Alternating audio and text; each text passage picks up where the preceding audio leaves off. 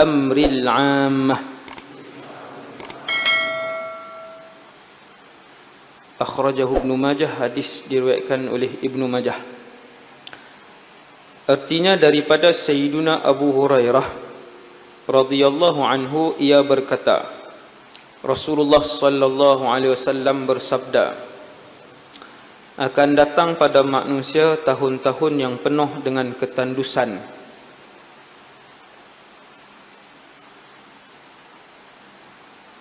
kemarau panjang, dan pada waktu itu si pendusta dikatakan benar, dan orang yang benar dikatakan pendusta. Pengkhianat akan disuruh memegang amanah, diberi jabatan, dan orang yang amanah dikatakan pengkhianat, tidak diberi jabatan. Dan yang berpeluang berbicara hanyalah golongan Ruwaibidah. Sahabat bertanya, apakah Ruwaibidah itu wahai Rasulullah? Nabi sallallahu alaihi wasallam menjawab, orang yang kerdil, dan sebenarnya dia itu hina dan tidak mengerti mengurus orang ramai. Hadis riwayat Al-Imam Ibnu Majah. Tajuk hadis ni Syekh Fahmi bagi ni, tuan-tuan, pengkhianat akan dianggap dan dipandang sebagai orang yang jujur, dan di akhir zaman orang hak betul-betul jujur ni, hak baik ni, orang panggil pengkhianat. Satu, tengok, tak saat kita baca semua orang faham, tapi kalau renung sikit je, tuan-tuan renung 3 saat lagi je, hadis ni kita nampak membayangkan kepada satu keadaan yang berat, yang kritikal di akhir zaman. Nombor 2, hadis ini tentang tanda kecil kiamat. Ni kalau nak tak perasan ni, hadis ni Syekh Fahmi Bukmai nak bagi tahu salah satu daripada ratusan tanda kecil kiamat yang digariskan oleh Rasulullah sallallahu alaihi wasallam. Hadis ni tanda kecil kiamat. Apa tanda kecil dia? Kata Rasulullah, ni hadis ni tak berlaku lagi zaman Nabi, tak ada. Tuan-tuan, hadis ini belum, keadaan yang Nabi cerita ni tak ada zaman Nabi, tak ada zaman sahabat, tak ada zaman tabi'in, dan tiada zaman tabi'in. Itu yang ketiga tu. Yang ketiga tu, suasana ni yang Nabi sebut ni, suasana yang tajuk tadi ni. Kemudian yang keempat,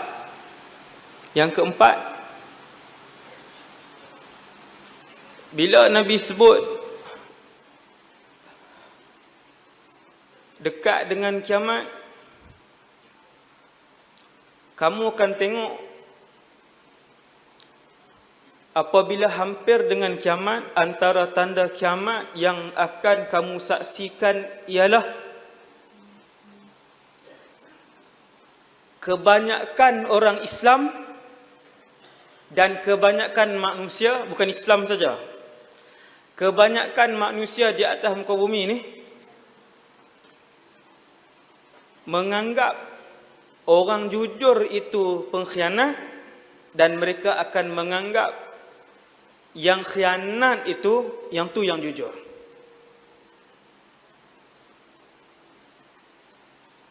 Yang kelima ke berapa saya tak tahu dah. Ini pengajaran hadis ni, yang saya duk cerita ni, pengajaran hadis. Yang kelima ataupun yang keenam ialah hadis ni ada riwayat yang satu lagi, yakni Ibnu Majah. Ada lagi riwayat, riwayat lain dia tambah sikit di depan tu perkataan lain yang bagi maklumat baru kepada kita, iaitulah Nabi sebut inna amamad dajjal.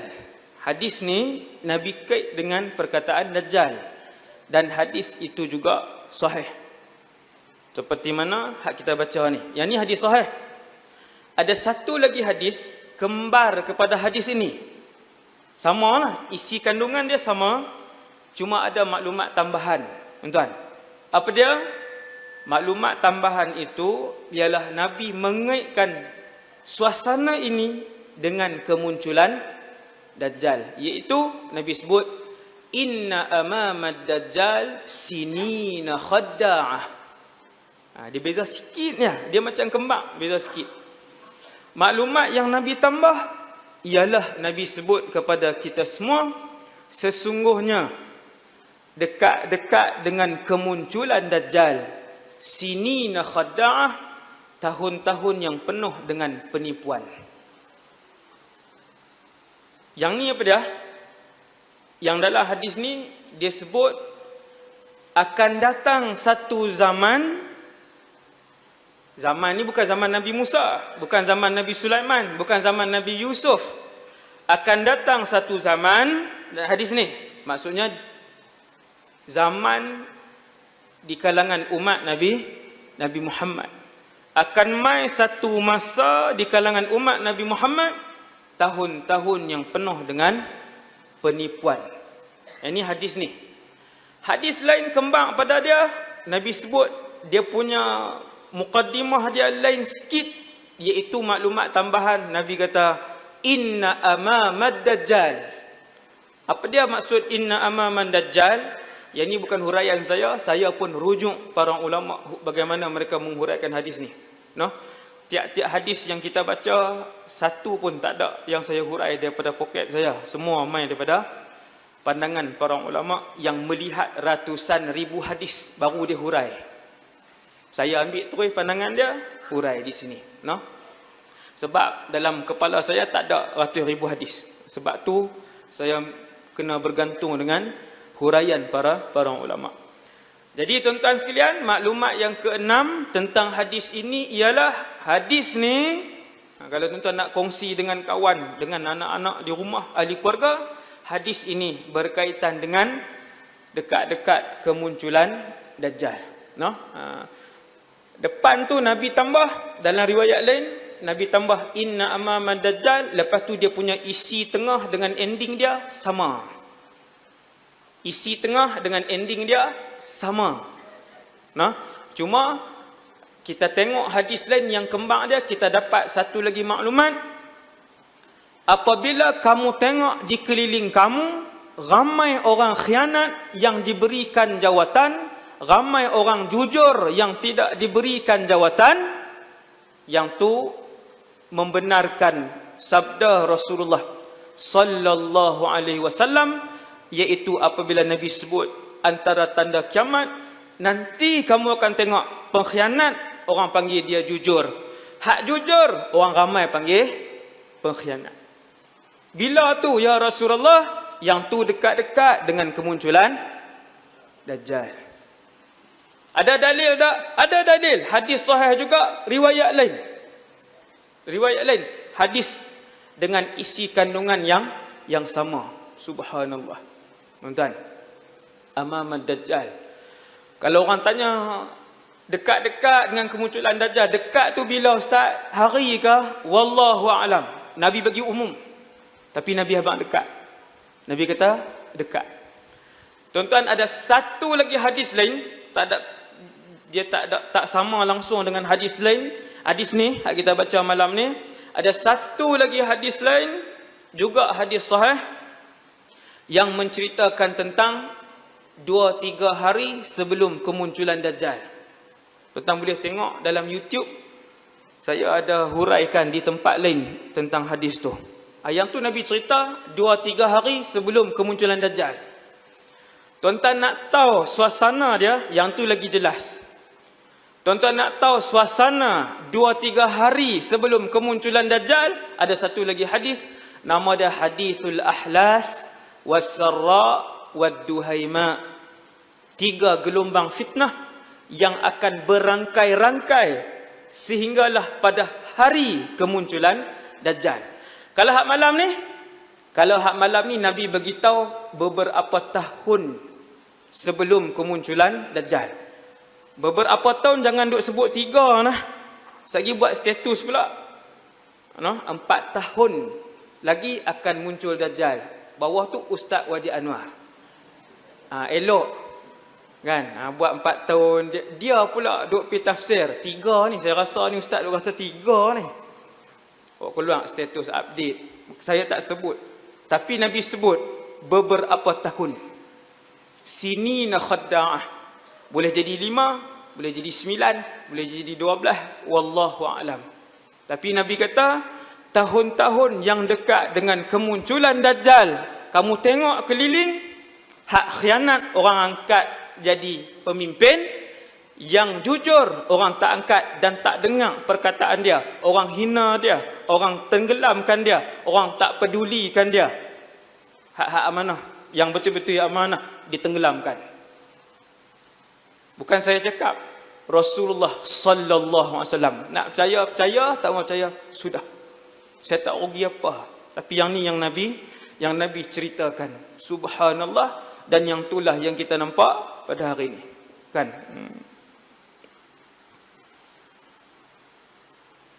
Kita tengok balik terjemahan dia.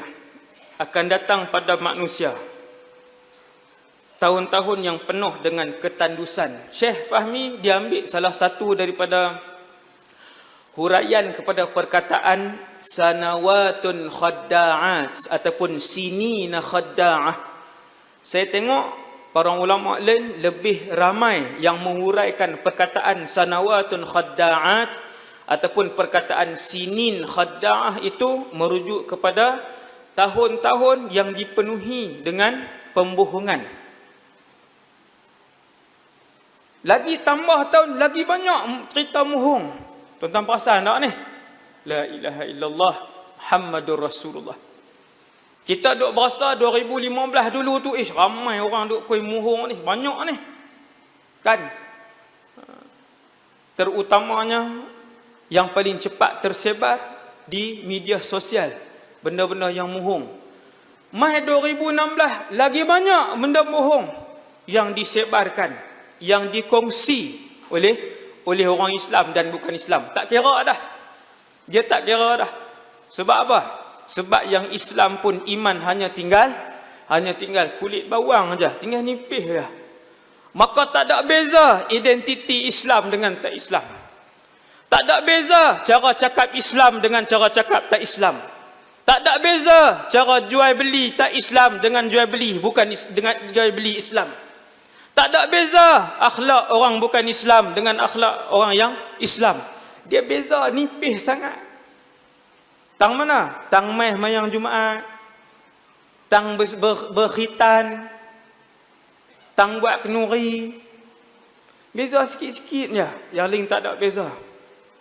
No? Yang Islam pun riba, yang tak Islam pun riba. Yang Islam berbohong, yang tak Islam pun berbohong. Hasbunallah wa ni'mal wakil.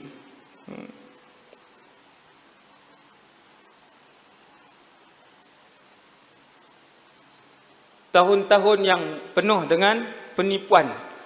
Mai 2017 lagi banyak. Lagi 2018 lagi banyak. Tuan-tuan, dia ke arah menurun ke arah naik? Nabi bagi tahu jawapan dia, semakin jauh umat aku dengan zaman kehidupan aku. Maksudnya Nabi 1400 tahun yang lalu, dia lagi jauh dengan zaman Nabi, manusia akan lagi banyak kejahatan dan dosa yang mereka lakukan. Orang baik tak ada ke ustaz? Orang baik tetap akan ada. Ulama benar tak ada ke ustaz? Ulama yang benar tetap akan dihidupkan oleh Allah sampai kiamat. Kita pernah baca dah hadis tu. Kumpulan-kumpulan yang memperjuangkan kebenaran dan hak akan tetap hidup bersama dengan para ulama mereka sampai kiamat. La yazalun nas zahirina 'alal haq. Nabi kata tetap akan ada satu kelompok di kalangan umat aku, sampai kiamat mereka memperjuangkan kebenaran, berada di landasan yang benar bersama dengan para ulama mereka. Mesti dengan ulama. Mesti dengan ulama. Dia tak boleh dengan bangsa lain. No? Sebab hanya ulama yang mewarisi ilmu para nabi dan rasul. Sebab ulama yang akan menghuraikan dua sumber utama daripada langit, iaitu Quran dan hadis. Sebab tu dia kena dengan ulama yang benar, dengan ulama yang benar. Bila mai hari ini 2019, berbohong dan fitnah itu menjadi makanan dan kehidupan, menjadi roh manusia. Islam ataupun tak Islam, tak ada beza. Orang Islam share berita fitnah, yang tak Islam pun share berita fitnah. Yang tak Islam share berita bohong, yang Islam pun share berita bohong. Sama. 2019. Yang paling menyedihkan, orang awam share berita tak betul, hak ustaz-ustaz share berita tak betul juga. Dia pun share. Saya ada berapa belah grup kan. Hak ustaz-ustaz, grup tu pun tak larat left. Saya pergi add grup ni lah, ustaz ni lah apa grup. Keluar satu iklan, rumah anak yatim dikosongkan di alamat sekian. Sesiapa yang nak ambil anak yatim, sila hubungi nombor di bawah. Dia pun bohong. Anak yatim umur apa belah, berapa orang, apa semua. Maklumat cantik ni pun. Mohong. Yang share siapa? Kawan-kawan kita. La ilaha illallah.